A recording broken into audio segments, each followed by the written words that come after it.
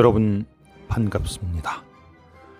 도서관에 가서 좋은 책을 중개하는 여러분의 중개서원입니다.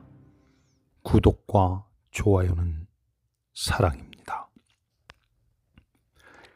오늘은 종로구 가회동에 있는 현대카드 디자인 도서관에 가서 현대 건축의 가장 위대한 인물 르 꼬르비지에의 손을 중개해 드리겠습니다. 앙드레 보겐스키가 쓰고 이상님이 옮겼습니다. 프랑스의 건축가 보겐스키는 20살이던 1936년 무작정 파리 세브르가에 있는 르 꼬르비지에의 스튜디오를 찾아갑니다.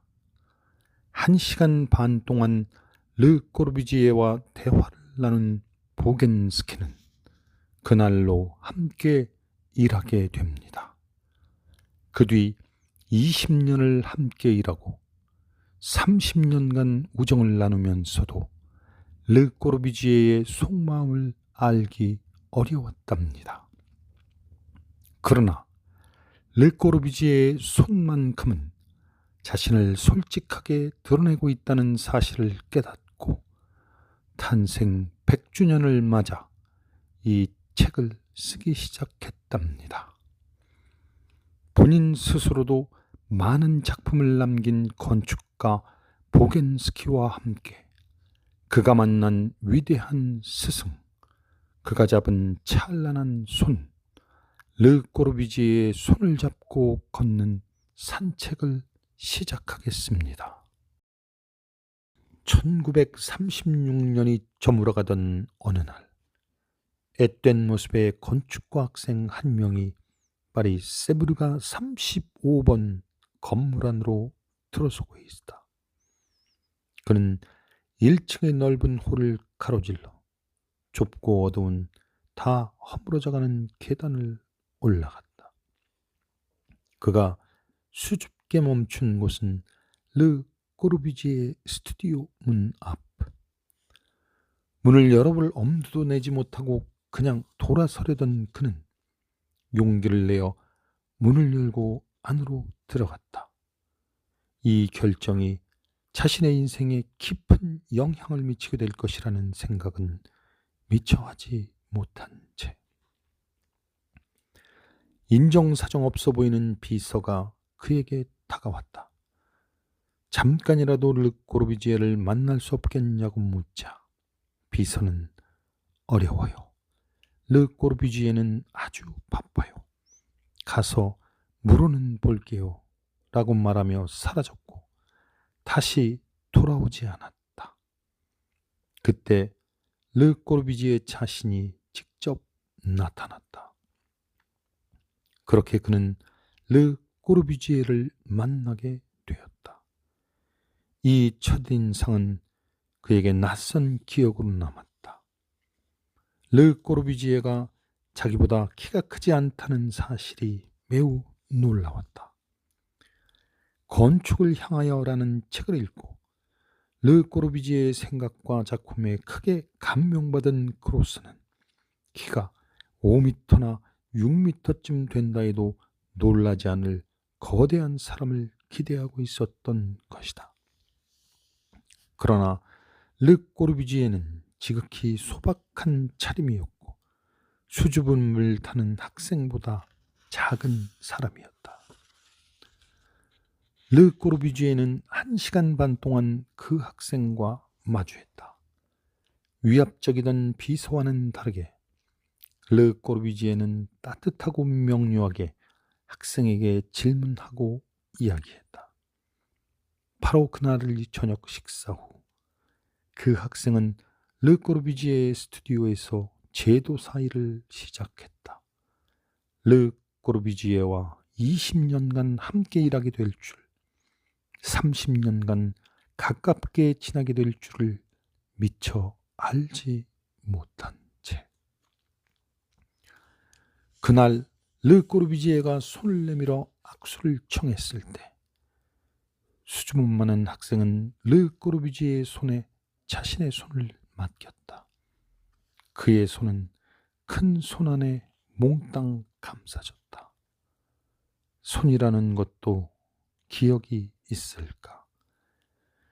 지금 이 책을 쓰면서 그 학생의 손은 그때 쥐었던 르 꼬르비지에의 손을 아직도 기억하고 있다. 소리의 기억. 세브르 35번가의 긴 복도를 따라갔던 르 꼬르비지에의 발걸음들. 1965년 9월 1일 저녁 바로 그 복도. 검정과 흰색 그리고 붉은색이 어우러진 테피스트리에 그의 시신은 푸른색과 흰색, 붉은색으로 이루어진 깃발로 감싸여 있었다. 그렇게 그는 몇 시간 동안 안식을 취했다. 조용하면서도 규칙적이던 걸음걸이로 반세기 동안 건축 작업을 위해 매일 걸어 다녔던 바로 그 복도에서 느리고도 규칙적인 발걸음은 그의 성격과 같은 리듬을 띠고 있었다. 리듬은 엄격하고 느리고 규칙적이며 정확한 그의 건축 구조물 속에 흔적을 남겼다. 그는 이 리듬에 시를 연상시키는 무언가를 부여해 놓았다. 그의 발걸음은 느린 듯 보여도 빠르게 앞으로 나아갔다. 발걸음의 리듬은 정확하고 타협하지 않는 한편 모순적이기도 한 성격의 운율을 담고 있었다. 천재라 불리는 사람들이 자신의 작품이나 내면에서 부조화를 조화롭게 만들어내는 것처럼 르 꼬르비지에의 성격은 상반되는 양면의 만남이었다.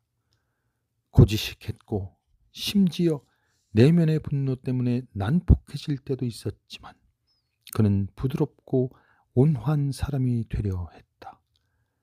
그는 강했기 때문에 부드러웠다.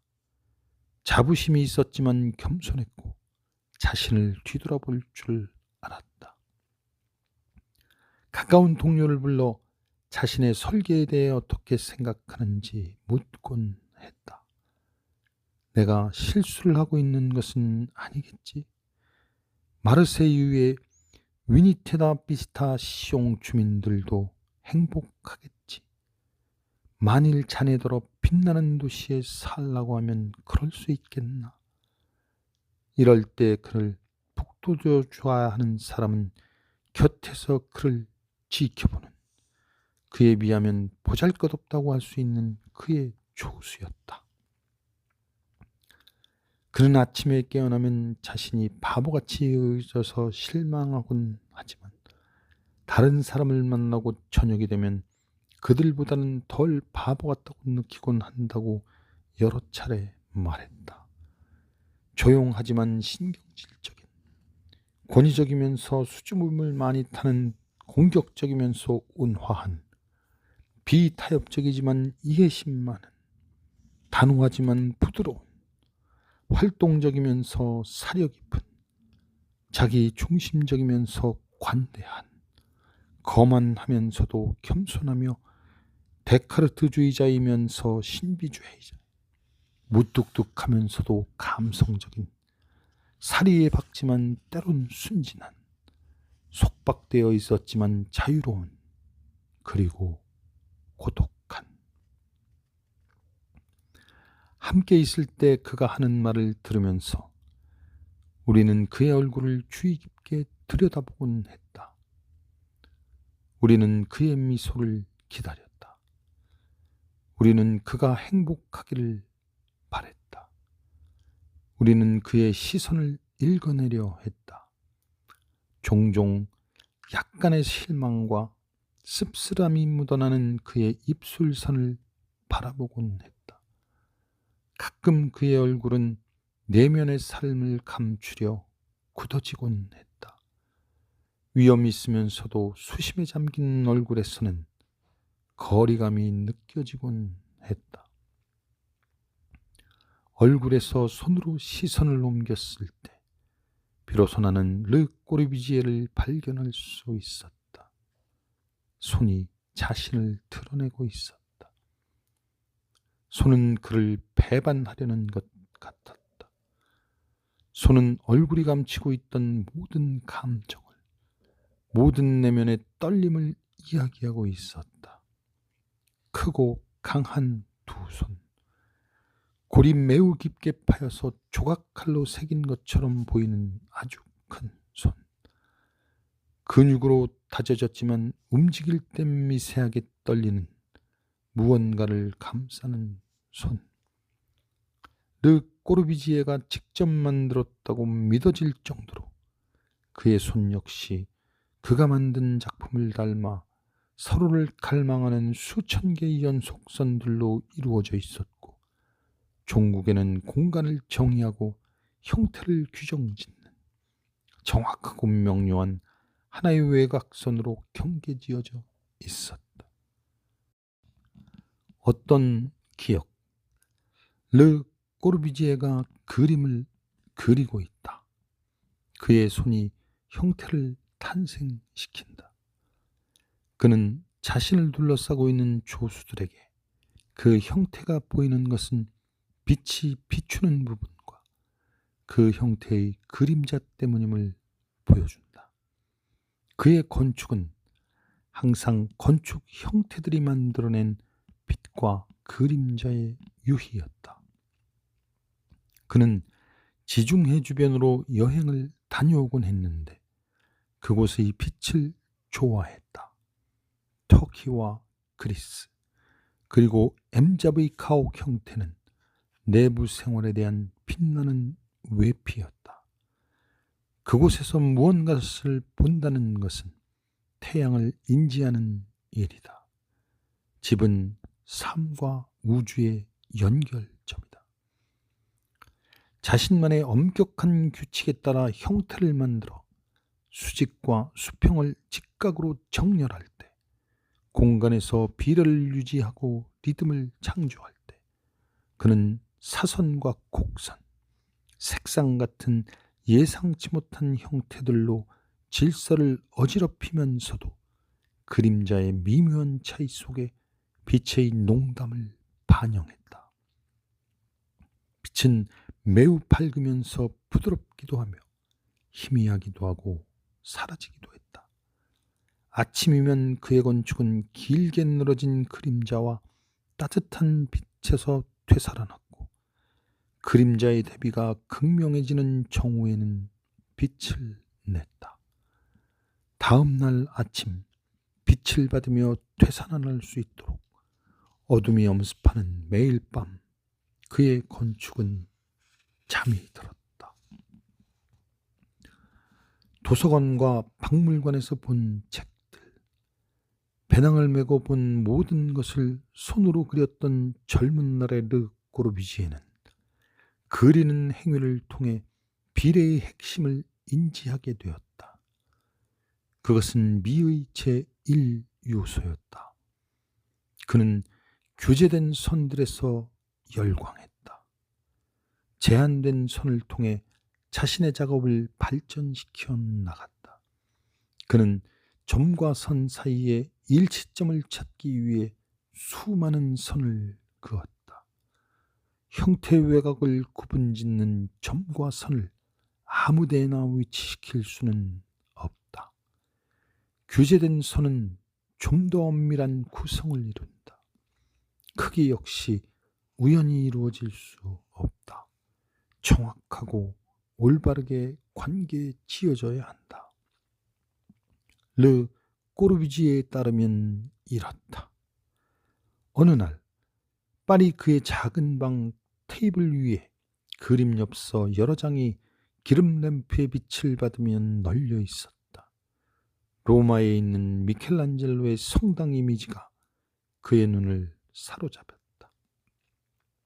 그는 다른 엽서 한 장을 직관적으로 성당의 정면에 직각으로 가져다 놓았다. 돌연히 인정할 수밖에 없는 진실, 즉 직각은 구성을 통제한다는 사실이 드러났다. 이것은 뜻밖의 사실이었고 확신이었다. 세잔느의 그림에도 같은 실험이 적용되었다. 그러나 그는 자신의 판단을 섣불리 믿지 않았고 다음과 같이 말했다. 예술 작품의 구성은 규칙에 따라 정렬된다. 이 규칙들은 표면적이고 의식적이며 모호하다. 또한 이러한 규칙들은 창의력 없이 진부하게 적용되는 상투적인 것일 수도 있다. 그것은 직관적 조화의 발현과 같은 예술가의 본능적 창조력에 기인한 것일 수도 있다.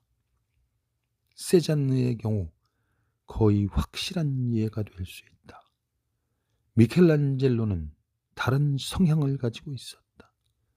그는 학식 있는 사람이었고 자기 주관이 뚜렷했으며 심사숙고하는 경향이 있었다. 그는 마틸라 가이카의 책을 연구했고 황금비에 열중했다. 이후 르꼬르비지에는 건설대지 한 구석에 격자를 설치하는 아이디어를 냈다. 나는 비례의 격자가 온 나라를 뒤덮는 건축 현장을 꿈꾼다.